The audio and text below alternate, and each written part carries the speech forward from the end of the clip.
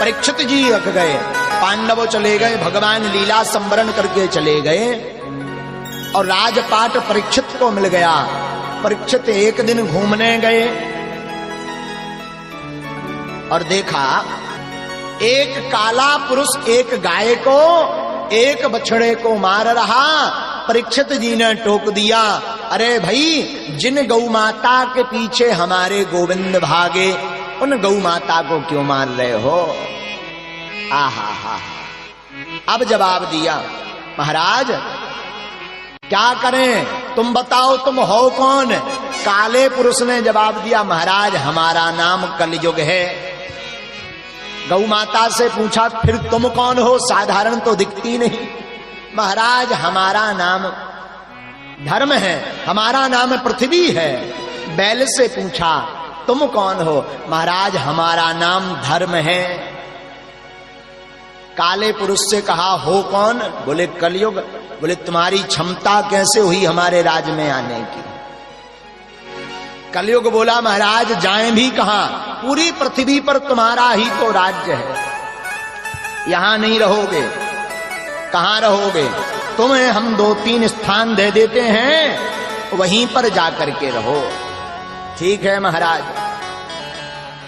कलयुग को 4 बढ़िया स्थान दिए गए। ध्यान से सुनना, कलयुग का कहां कहां वास है।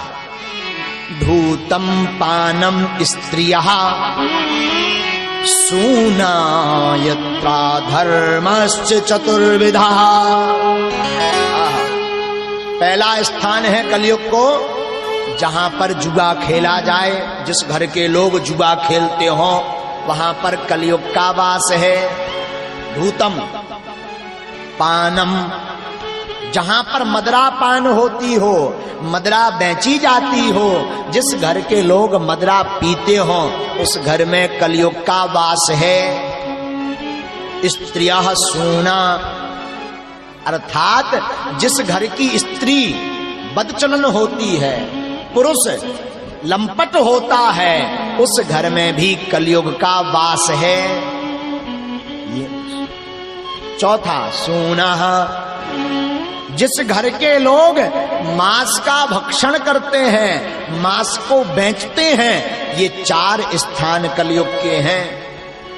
कलयुग ने हाथ जोड़ लिए, बोले महाराज सब गंदे गंदे स्थान दे दिए आपने, बेडरूम तो बढ़िया सा दे दो कम से कम।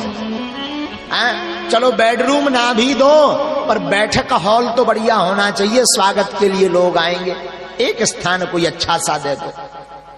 तो बोले भाई कौन सा दें, आप ही दे दो। 5वां स्थान परीक्षित जी ने कलयुग को स्वर्ण में दे दिया, स्वर्ण में दिया, सोने में गहने होते ना जो, वहां पर 5वां स्थान दे दिया। यहां जितने श्रोता कथा सुन रहे, जितना सोना रखा हो घर पर, कल कथा में ला करके चढ़ा देना, क्योंकि उसमें जो है कलयुग का वास है, तुम पचा नहीं पाओगे। हम जो है थोड़ा दोस्ती कर लिए हैं कलयुग से, हम पचा लेंगे। कल से ही कथा सुनना बंद कर देंगे माताएं बहनें। अरे महाराज बड़े खतरनाक निकले, अपनी कथा में फंसा करके पूरा सोना लूटने आए थे गांव में। पर सुनिए, किस सोने में कलयुग का वास है? गांव में कहावत है, सोना गिरना भी बेकार है, सोना मिलना भी बेकार है। उस सोने में कलयुग का वास है जो स्वर्ण चोरी से हो, झपटी से हो, भाई को धोखा दे करके लिया गया हो, उस स्वर्ण में कलयुग का वास है।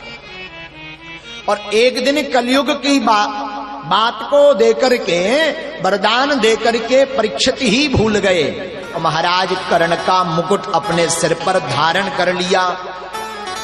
हाँ, किसका? हाँ, जरासंध का। अच्छा, होगा ऐसा, धारण कर लिया, जो दिखने में बड़ा सुंदर था।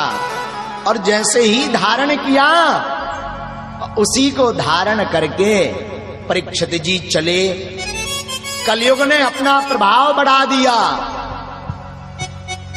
और वन में गए तो वन में ही आज तक हिंसक जीवों को मारने का भाव नहीं आया, पहली बार हिंसा करने का भाव आया, पर कोई शिकार नहीं मिला। तो एक महात्मा की कुटी में पहुंच गए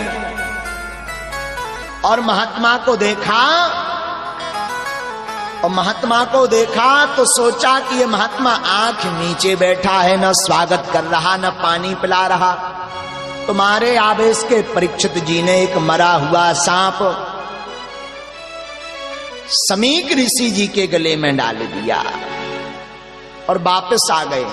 समीक के पुत्र श्रृंगी ऋषि को पता चला कि हमारे पिता का बड़ा अपमान किया। आहा हा हा, तो नदी में स्नान कर रहे थे और श्राप दे दिया कि जिसने भी हमारे पिताजी के गले में मरा हुआ मृतक सांप डाला है वो आज से ठीक 7वें दिन तक्षक नामक नाग के काटने से मर जावे। आहा, और ये बात परीक्षित जी को पता चली तो सब त्याग करके, राजपाट त्याग कर, मोह त्याग कर और गंगा के किनारे आ गए।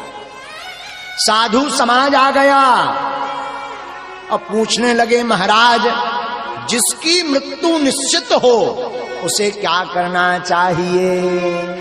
सबने नाना प्रकार के प्रति उत्तर दिए। सुखदेव जी महाराज का आगमन होता है।